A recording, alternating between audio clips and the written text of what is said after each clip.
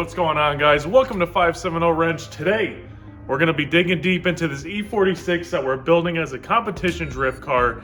We're going to be pulling off the entire rear subframe, so everything's going to come out in one, which will allow us to start building it and prepping it for the track. Let's get to it.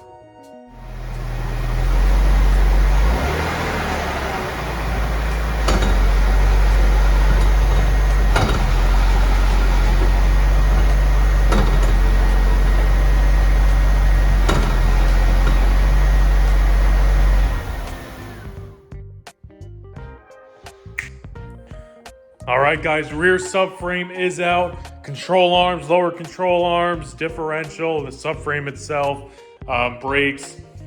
Quite a bit of time to take this out, mainly because this is a Northeast car, super rusty, and it was definitely the first time it was ever taken out in its life. I had to diff out once to get it welded, but we're gonna do this right now. So now the goal is to tear this down piece by piece so we could focus on each individual piece collectively.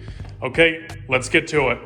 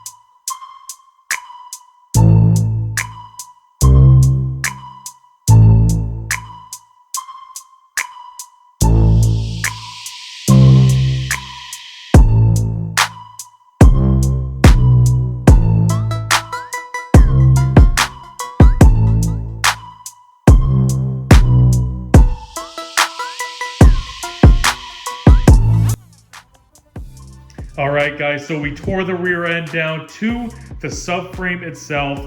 Now we're gonna be able to focus on prepping this for paint and of course getting all of those bushings in, the diff bushings and of course the subframe bushings. But now, guys, I'm gonna crawl under the car and check out the mounting points for the subframe, because as you know, those tend to crack on E46s and it can be a huge issue. I'm hoping this one is going to be good because this is a 323, not a ton of power from factory, and this was not a track car prior to me. So I'm gonna grab a wire wheel everything down to the bare metal, see if there's any cracks, and of course prep it, because we're going to be getting some reinforcement brackets to ensure this thing is going to be able to withstand a lot of power when we do add power, and of course the abuse of dropping the clutch and putting instant power from no power, and of course just give that peace of mind while we're on the track. All right, guys, so we are all done cleaning up the subframe mounting surface. Not a single crack in any of them, which is fantastic news. I'm gonna get the subframe reinforcement brackets ordered up so we can get them welded into here. And I did find this horrible brake line, so we're gonna get that done as well. But so far, so good. Good news. Let's keep on moving. All right, guys, so got the subframe right here, ready to get refurbished. So step one, we're gonna burn all of these bushings out, hammer them out. That way we're getting ready for the polyurethane bushings. And then I have a grinder, a wire wheel, everything I need to attempt to resurface this and get down to the bare metal so it could be painted and good to go. So let's see how it goes. I'm gonna throw you guys on time lapse. Let's get to it.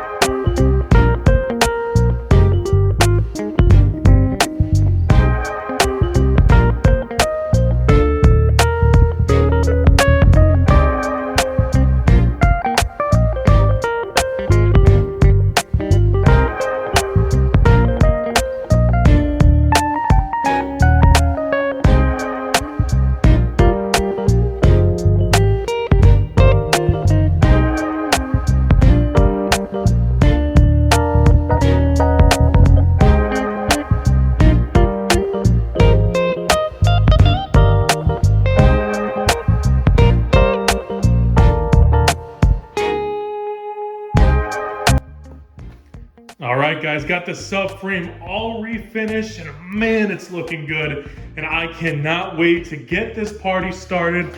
Got a fresh shipment from Drift HQ, and it's time to put our first upgrades and modifications onto the E46, and that is IRP subframe bushings, which is a 90SH polyurethane subframe bushing.